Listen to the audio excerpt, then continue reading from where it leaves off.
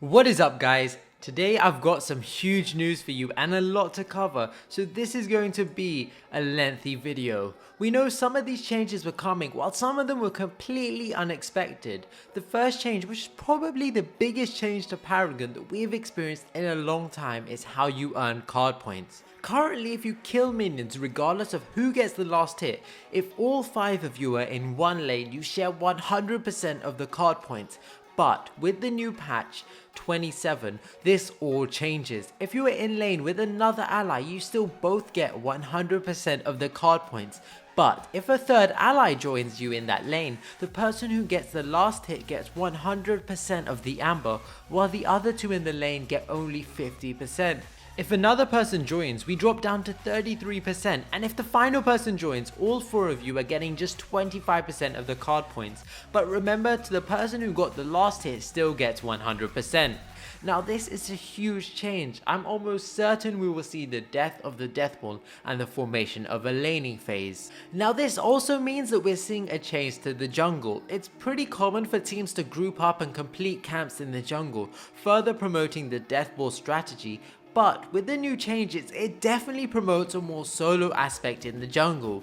Minions in the jungle now only provide card XP to the hero who got the last hit. So if all 5 of you do a jungle camp, only one of you are going to get rewarded card XP from it. But you still will all receive the normal amount of XP.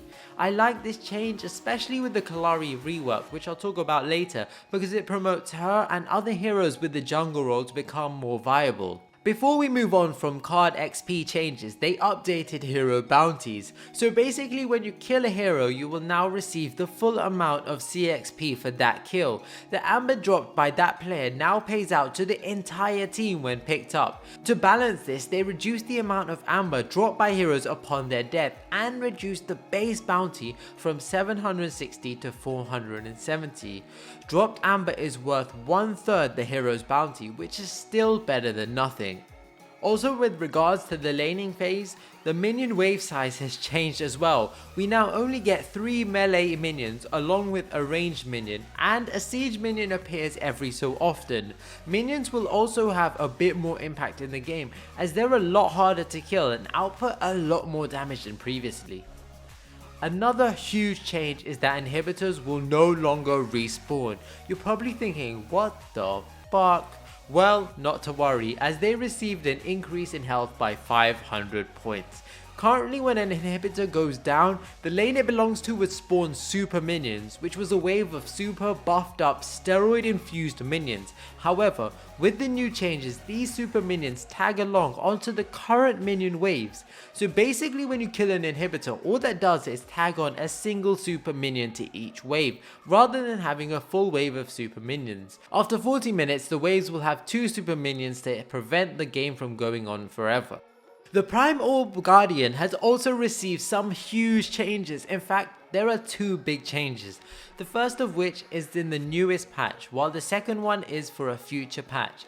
The first big change is that whoever holds the Prime Orb will have their Prime Orb card activated. This is huge. This means you could hold the buff for 120 seconds before turning it in and use the Orb Prime to maybe complete some objectives, then give it to Steel to turn in, gaining the Orb Prime for another 180 seconds.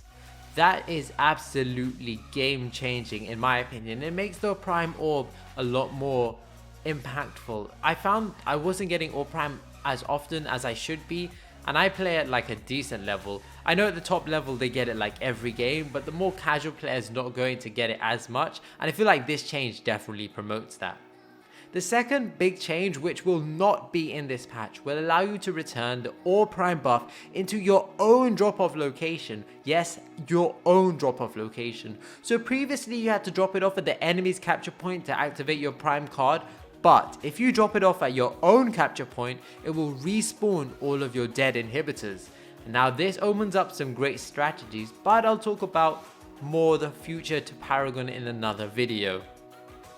And a minor change is that when you kill the Prime Orb Guardian, CXP will get paid out to every team member. You'll receive 800 CXP for your hard work. This is a lot to take in, and there's even more changes. I'm trying to give you an overview of everything because there's so much to cover. If you do have any questions though, drop them into the comment section below and I'll answer them to the best of my ability. Now, onto the heroes. The single biggest change to heroes was a rework of the passive abilities. Epic have completely removed every single hero's passive and reworked some of them into the hero's abilities. There is now no need to upgrade your basic attack since that upgrades automatically now. The max level for all abilities except your ultimate is now 4. This means you can upgrade every ability to its max once you hit level 15. The abilities now unlock their individual levels at different hero levels, and your ultimate ability now unlocks at hero level 5 as same as before, but upgrades at level 9 and 13. Casters also saw an increase in their casting range, which allows them to cast their spells from a lot further away. Hopefully this means they won't take that much damage and can poke enemy heroes a lot more. For those of you who think Kallari needs some love, and I know there's a lot of you, well, you got it. Kallari has been completely reworked from the ground up. She now outputs a lot more damage with her basic attacks, making her more like an actual assassin. Her Q is the same, but her stealth sound has been removed, her stealth duration has been increased, and she gets a bonus damage on her first attack if she exits the shadow plane to attack a target. Unfortunately, she now takes 2 seconds to enter the shadow plane and is visible during this time. Her E or dagger has been reworked. Instead of doing a ton of damage, the dagger does a lot less damage but applies a slow. Her ultimate is probably the biggest change we've seen to a hero as of yet. Her ultimate functions similar to Muriel's. It has a global presence that allows you to target an enemy hero. Yes, I said that correctly, an enemy hero. Once targeted, you will teleport to them immediately, and then of course you can attempt to wreck them. Now this makes Kallari a real assassin, but it poses some questions. How are Epic going to balance this with travel mode? It seems ridiculously stupid to be able to teleport across to someone and then damage them while they're in travel mode, which would root them and then they're pretty much sitting ducked. Yes, you will have a warning or indication that Kallari is incoming, but it could still become a real big issue until they remove travel mode. But more on travel mode in my next video. I'm going to blast through the rest of the heroes fairly quickly because they haven't experienced as big of a change as Kallari did, and you can read the notes for yourself if you want to have a look in detail. I'm just doing more of an overview. So Dekka's containment fence now prevents enemies from walking out of it by applying a small knockback and a low amount of damage when they attempt to leave. Enemies which touch the fence from the outside will be sucked inside, and it no longer blocks allies from walking through the fence, though still stops enemy projectiles. I really like these changes. I think Dekka's going to be really overpowered right now. Feng Mao's passive didn't get removed unlike Dekka's. His passive got reworked into his kit. They nerfed his shield to reduce the amount of shields at each level, but they buffed Reaping Dash by increasing Feng Mao's next basic attack that connects within 4 seconds. Gideon got a good buff in my opinion. As previously mentioned, casters can now cast their abilities at a greater range, and so the Cosmic Rift placement range has increased by 500. Black Hole, Gideon's ultimate, now has an extra pull towards the center when the ability begins. The pull strength has been increased and normalized at all distances from the center of the ability. They also removed ability confirmation, so it now casts instantly, which I really like. Grimm's ultimate can now be blocked by player abilities like Steel's Force Shield or Deccan's Containment Fence, and I kind of like this change, although I've been playing a lot of Grimm lately, and so fuck this change. Grox's Smash and Grab, which is his pull, now has an increased range and it also activates a lot faster from what I've heard. All of Howitz's abilities have increased range, while his ultimate cooldown has been increased by 15 seconds. Also, projectiles fly a lot faster from what I've been told, although this hasn't been mentioned in the patch notes. Iggy's turret saw a huge nerf. Now Iggy can't throw his turrets out like no tomorrow, but he has to wait 3 seconds before throwing another one.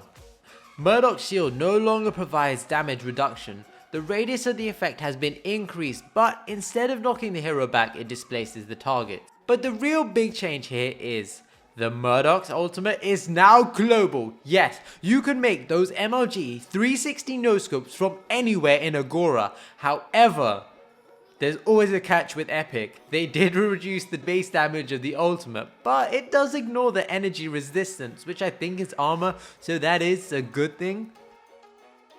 Muriel took a huge nerf. A lot of people said she was overpowered, so Epic brought her back into line. The shields on all her abilities have seen reduced scaling as they level up, which is only right since the crit changes. Now that we've reached our first tank, I think it's worth mentioning that Epic have decided to make the tank role itself somewhat redundant. They have stated that tanks will now scale like fighters, so hopefully even if a hero like Rampage or Steel goes full armor to support their allies, they will have some damage to help them clear minion waves. Rampage's passive has basically been reworked into his thick skin ability, which has a passive ability.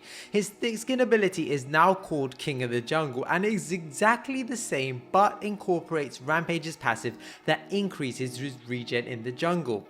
Sevarog's passive allows him to build stacks. Each stack gave him +3 health, and when he reached a certain amount of stacks he gained armor. This passive has been added to his Siphon ability. Sparrow, in my opinion, got hit hard. Her ability to clear waves with her hail of arrows allowed her to farm quickly and efficiently, but they have reduced the card scaling of this ability from 1 to 0.25. Her passive has been renamed into Relentless, which is now a passive ability that on successive hits on the same target deals an additional amount of physical damage, starting from 3 and increasing by increments of 4, and it's capped at 10 stacks. Twinblast Nitro has had its mana cost reduced but increased the cooldown, and its ultimate now no longer has an additional movement penalty during activation. Phew, that was a huge patch and a lot to go through. Two heroes I didn't mention were Steel and Richter, who really had no changes apart from the removal of their passive. The weekly card pack contains Nano Drive, Honor the Pure and Charging Brute. There are also 3 new skins. Inner Firefang Mao, which I love, Wasteland Howitzer, which is the same as the Challenger skin, so that's a bit cheeky of Epic, but they have said they're going to rework this skin, so I'll hold off on this one for the time being, and Snakebite Murdoch, which looks badass, and I think I might have to purchase this one. I left one huge change to the end because, well, suspense. Draft mode is here, baby. Finally, you can jump into a match with your teammates and then decide what hero everyone is going to go, so you hopefully don't end up with weird combinations like you currently do.